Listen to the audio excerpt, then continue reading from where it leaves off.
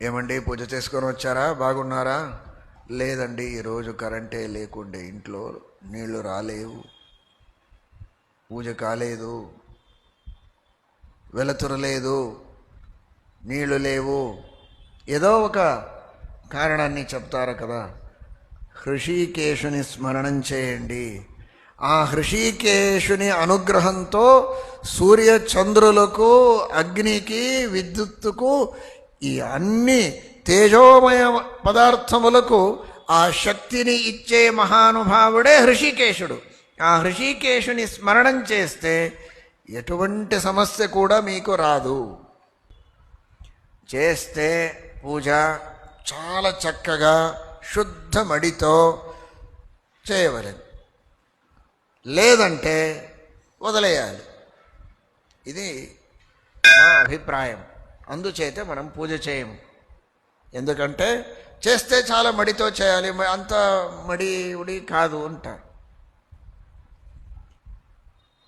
దానికంటారు శ్రీమదాచార్యులు, పుండరీక నిభేక్షణ. ఎంత శక్యమో సాధ్యమో ప్రయత్నం చేసి అంత మడి చేయి. ఇంకా ఎక్కువ చేయాలి అని అపేక్ష ఉంది, దానికి అనుకూలం లేదని పూజ వదలకు. సాధ్యమైనంత మట్టుకు మడి చేసి పూజ చేయు. తర్వాత ఏదో మనస్సులో ఇంకా తక్కువ మడి అనిపిస్తుంది కదా, అప్పుడే భగవంతుని స్మరణం చేయి. ఏమని స్మరణం చేయి? అపవిత్ర పవిత్రో వా సర్వావస్థాంగతోపి వా యస్మరేత్ పుండరీకాక్షం సబాహ్యాభ్యంతర శుచి. ఆ పుండరీకాక్షుని స్మరణం చేస్తే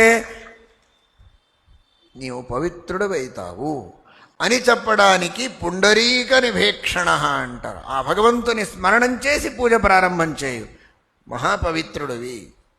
చింత చేయకు.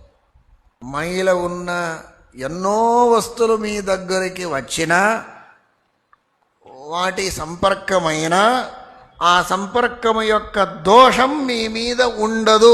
అలా మిమ్మల్ని శుద్ధ చేస్తాడు అని చెప్పడానికి పుండరీక నిభేక్షణ అని. ఆ